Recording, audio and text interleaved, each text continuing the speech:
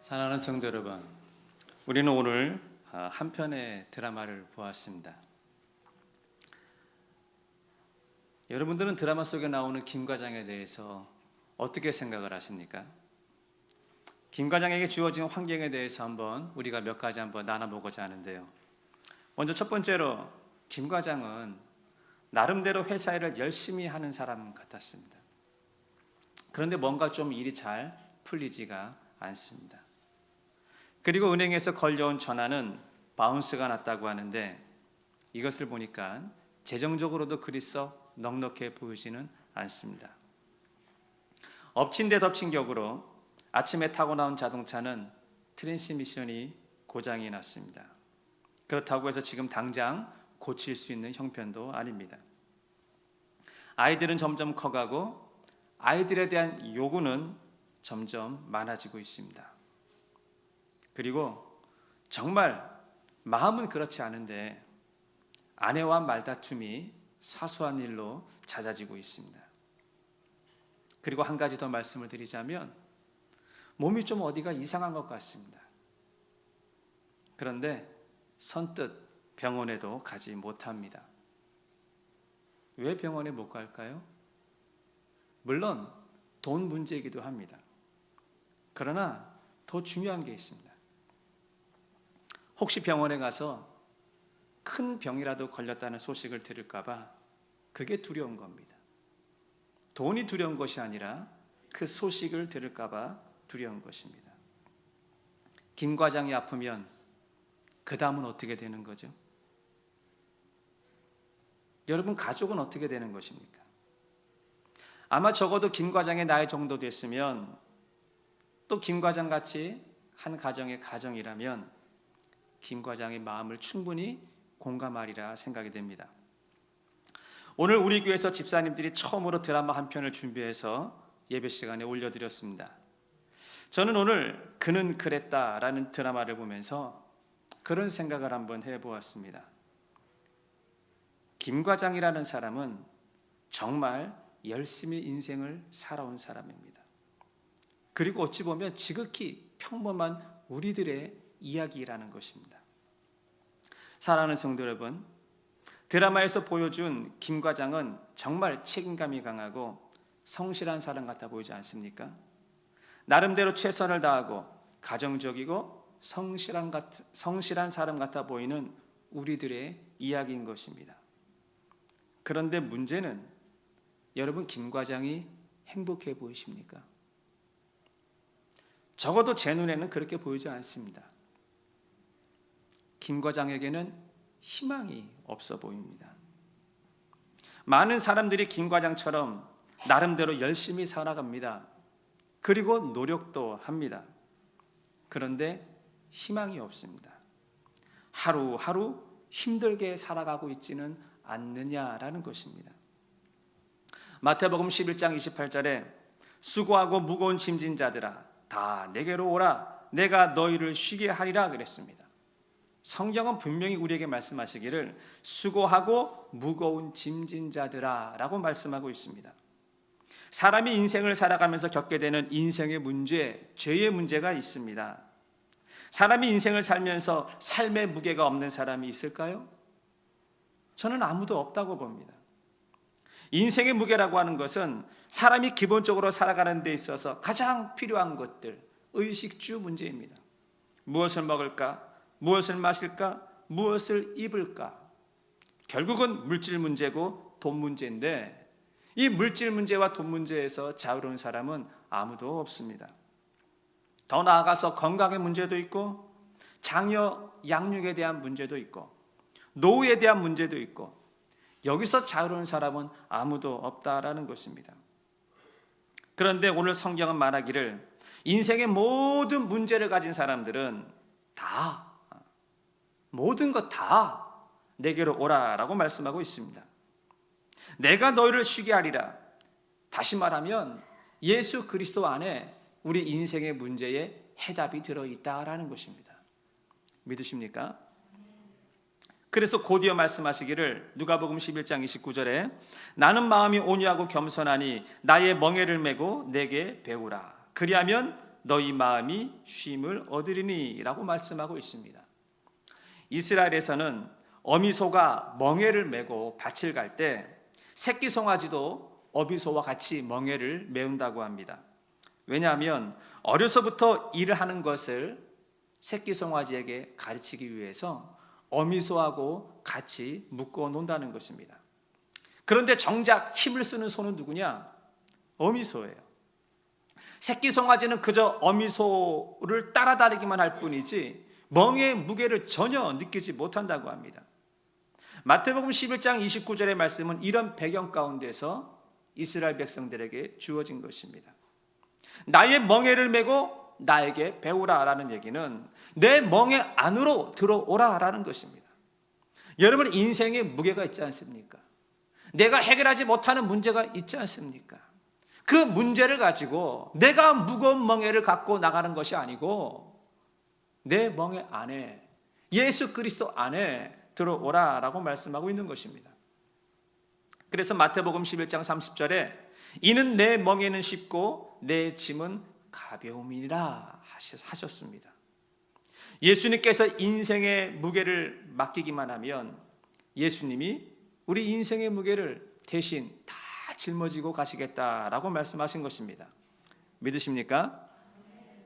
저는 오늘 김과장에 대한 이야기를 드라마로 지켜보면서 성경에도 이 김과장과 똑같은 형편에 놓여 있는 한 사람을 여러분에게 소개하고자 합니다. 이스라엘에 가시면 북쪽 지역에 갈릴리라고 하는 큰 호수가 있습니다. 근데 이 호수는 어찌나 큰지 이 끝에서 저 끝이 안 보일 정도로 큽니다. 그래서 사람들은 호수라고 말하지만 또 때로는 사람들은 그 호수가 너무 커서 바다다 이렇게 얘기를 합니다. 그래서 성경에 보시면 한 군데서는 갈릴리 호수라고 나오지만 또 다른 곳에서는 갈릴리 바다 이렇게 나옵니다. 갈릴리 호수가 있는 지역을 갈릴리 지방이라고 이야기를 합니다. 그런데 그 갈릴리를 중심으로 해서 서쪽과 북쪽, 그러니까 서북쪽이죠. 서북쪽으로 조금만 올라가게 되면 지중해 연안에 시돈이라고 하는 도시가 있습니다. 그런데 그 시돈이라고 하는 도시에 사르밧이라고 하는 아주 작은 마을이 있습니다. 다시 말하면 오렌지 카운티라고 하는 지역이 있고 오렌지 카운티 지역 안에 플러튼이라고 하는 작은 도시가 있는 것과 똑같다라고 보시면 됩니다. 어느 날 이 사르밧이라고 하는 지역에 한 과부가 살고 있었는데 이 과부가 길가에 나가서 나뭇가지를 하나씩 줍고 있었습니다. 그런데 지나가던 엘리야가 그 과부를 보고 이렇게 말을 하는 것입니다. 내가 지금 목이 마르니 혹시 물 한 사발 얻어 마실 수 있습니까? 라고 얘기를 했습니다. 엘리야는 지금 사마리아라고 하는 곳에서 시돈이라고 하는 지역에 오고 있는 중이었습니다. 사마리아에서 시돈까지의 거리는 약 100km 이상이 되는 거리입니다. 여러분, 이렇게 장거리를 걸어왔으니 얼마나 목이 마르겠습니까? 그래서 내가 물 한 사발 얻어 먹을 수 있느냐? 이렇게 이야기를 한 거예요. 그리고 한마디 더 합니다. 아참, 그리고 올 때 빈손으로 오지 말고 내가 지금 먼 길을 걸어오니라 너무너무 배가 고프다. 그러니까 떡이라도 있으면 한 조각 가지고 오십시오. 이렇게 이야기를 했습니다. 여러분, 이 이야기의 배경을 모르면 충분히 그럴 수 있지라고 말할지 모르겠습니다. 그런데 이 이야기의 배경은 그렇습니다. 지금 사렙다 과부가 길가에 나가서 어떤 심정으로 나뭇가지를 줍고 있는지 아십니까? 지금 이스라엘 전역에는 아주 심각한 가뭄이 들었습니다. 그래서 먹을 것이라고는 찾아볼 수 없는 환경입니다. 농작물이 자라지 않았고 먹을 것을 구하는 것은 마치 하늘에서 별을 따는 것만큼이나 어려운 시기였습니다. 과부가 엘리야가 하는 말을 듣고 이렇게 말합니다.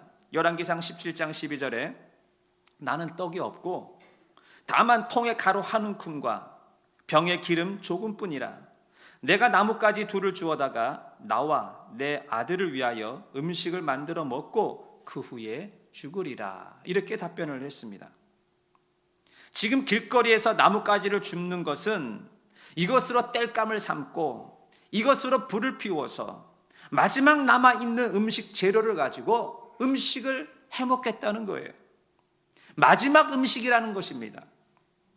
사랑하는 성도 여러분, 과부가 이렇게 했던 이 말을 통해서 여러분은 무엇을 짐작할 수 있습니까? 하루하루 목숨을 연명하면서 살아가고 있다는 느낌이 들지 않습니까? 그리고 사는 것이 너무 힘들어 보이지 않습니까? 집에 남은 것이라고는 가루 한 움큼, 그리고 병에 기름 조금이었습니다. 한 움큼, 두 손이 아니에요. 그냥 한 움큼의 가루만 남아 있었습니다. 과부에게는 이것이 전부였습니다. 사랑하는 성도 여러분, 과부의 형편이 이 정도였다면 과부가 그동안 어떻게 살아왔는지 우리는 짐작할 수 있습니다. 음식이 떨어질까 봐 아끼고 그리고 또 아껴서 생활을 해왔지 않았을까요? 최대한 절약을 하고 살아왔습니다. 그리고 이제는 더 이상 버틸 수가 없어서 마지막 남은 것을 먹고 난 후에 어떻게 한다 그랬죠? 죽으리라 얘기했습니다. 이 고백은 나에게는 더 이상 대안이 없다. 내가 최선을 다하고 살아왔지만 나는 희망이 없다라는 이야기와 똑같은 것입니다.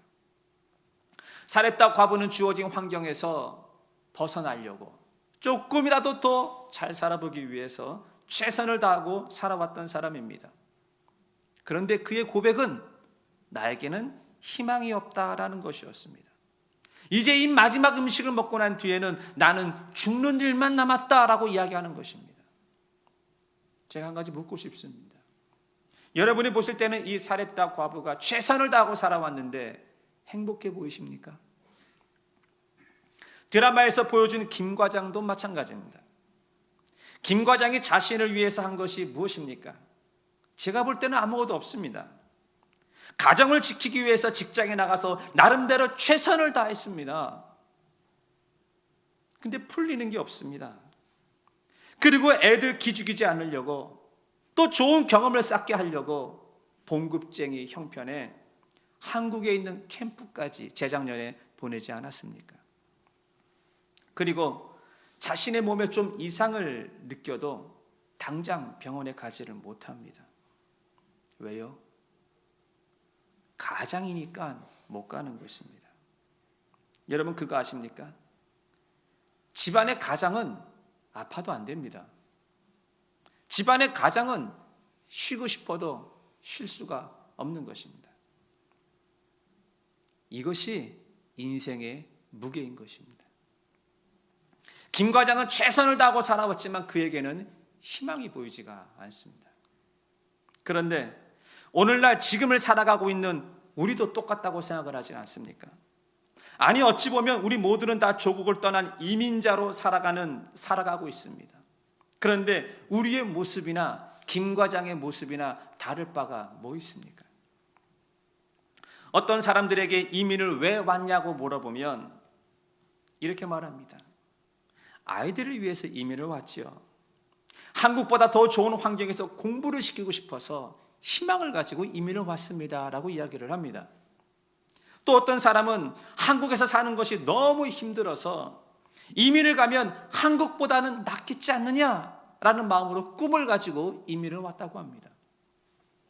또 어떤 사람은 한국에서 아픔과 상처가 너무 많습니다.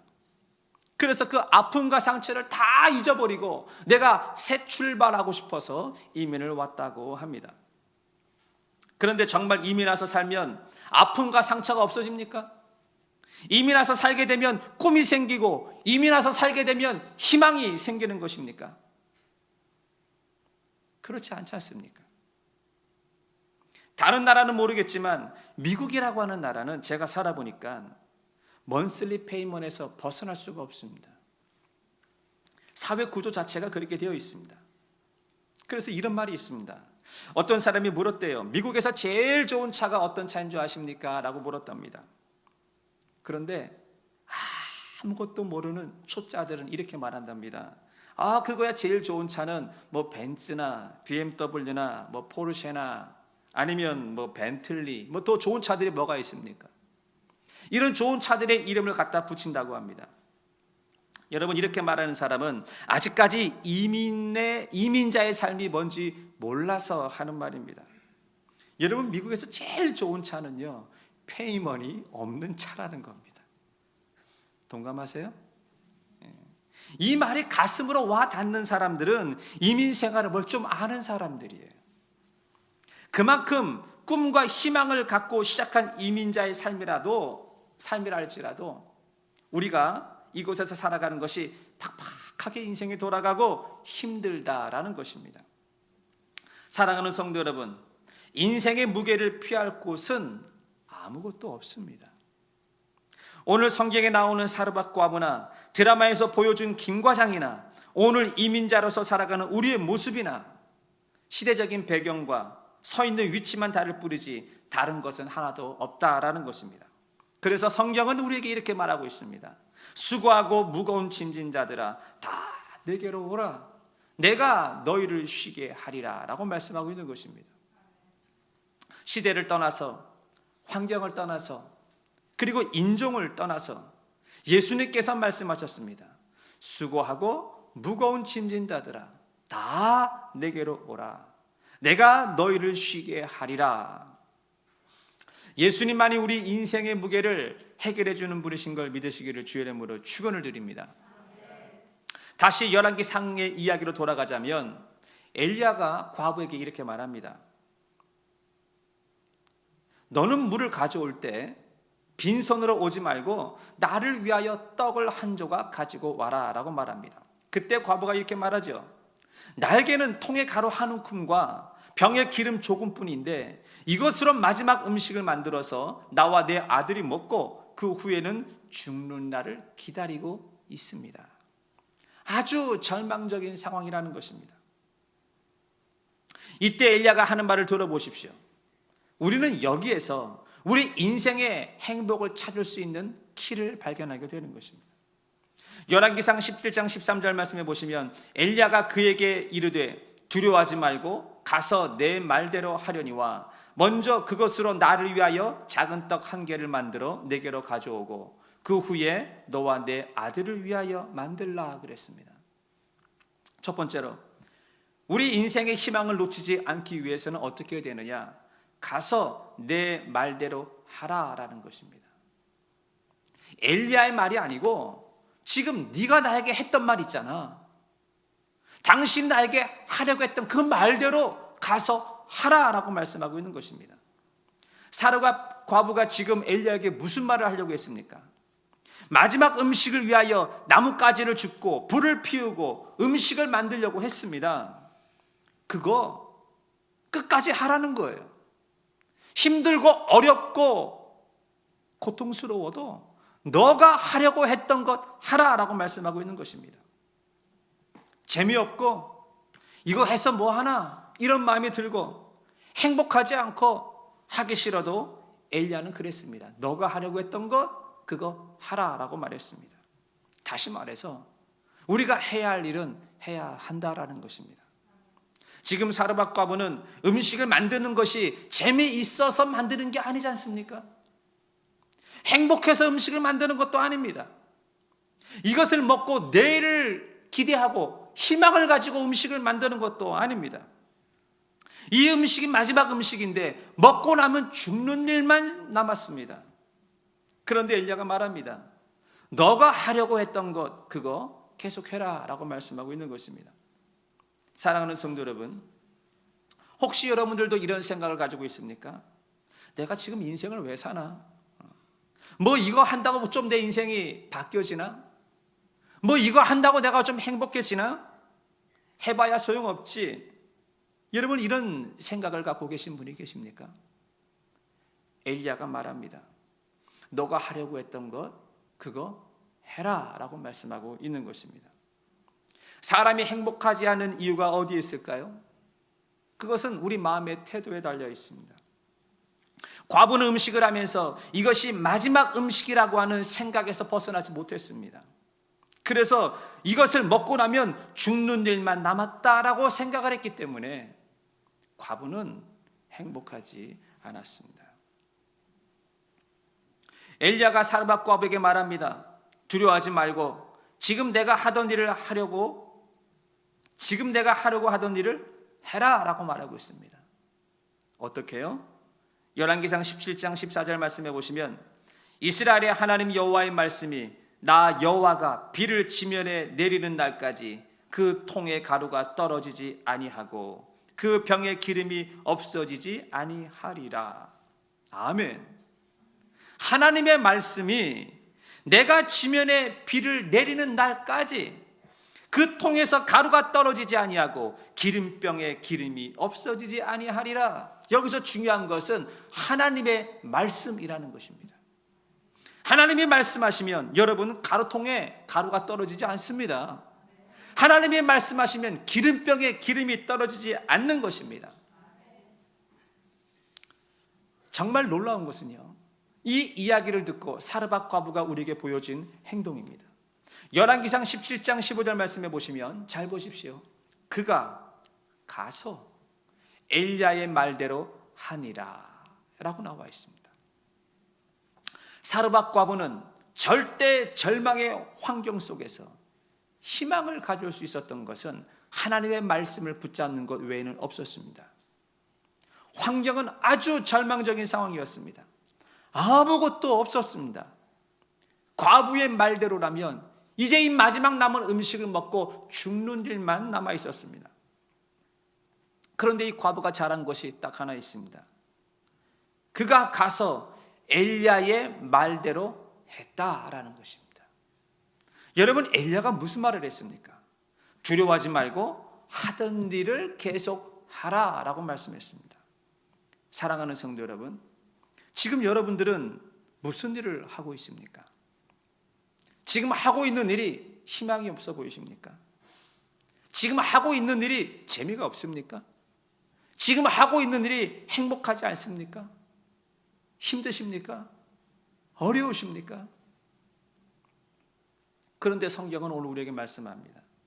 너가 하려던 것, 지금 하고 있는 것 계속 하라라고 말씀하고 있는 것입니다. 사랑하는 성도 여러분, 여러분들은 무슨 일을 하려고 했습니까? 내가 해야 할 일이 그것이라면, 여러분이 해야 할 일을 알고 있다면 여러분 하나님의 말씀을 붙잡으시기 바랍니다. 사람은 무엇인가 할 때 행복한 거예요. 사람은 무엇인가 할 때 희망이 보이는 것입니다. 아멘. 두 번째로, 인생에서 행복을 찾는 길은 먼저 하나님의 것을 시작하는 것입니다. 참 이상하죠? 사람은 자기 것을 먼저 챙기면 행복하다고 생각합니다. 근데 사실 전혀 그렇지 않아요. 사람은 오히려 나보다 하나님의 것을 먼저 챙길 때에, 하나님의 것을 먼저 시작할 때 말할 수 없는 기쁨과 행복을 경험하게 되는 것입니다. 엘리야가 이렇게 말했습니다. 열왕기상 17장 13절에 먼저 그곳으로 나를 위하여 작은 떡 한 개를 만들어 내게 가지고 오고 그 후에 너와 내 아들을 위하여 만들라 그랬습니다. 밀가루로 떡을 만들길 만들어라, 하던 일 해라 그랬습니다. 하던 일 하되 누구 것부터 하라고요? 내 것부터 만들고 그 다음에 그 후에 너와 너의 아들 것을 만들라 그랬습니다. 저는 이 말씀을 가만히 묵상을 하면서 몇 번이고 생각을 해볼 때 나는 이렇게 말 못할 것 같습니다. 가난한 집에 성도 가정에 신방을 갔는데 끼니를 놓쳐서 제가 밥을 못 먹고 갔다고 가정을 하십시다. 너무 배가 고픈 거예요. 앉아있는데 뱃속에서 계속 꼬르륵 꼬르륵 소리가 나는 거예요. 예배를 드리기 전에 집사님, 제가 너무 배가 고픈데 밥 때 끼니를 놓쳤습니다. 혹시 먹을 게 좀 있습니까? 먹을 것 좀 있으면 가지고 오세요. 근데 집사님이 얘기하는 거예요. 너무 가난한 집이라서 목사님, 음식이 없어요. 딱 떨어졌어요. 떨어진 게 아니라 거의 없는 겁니다.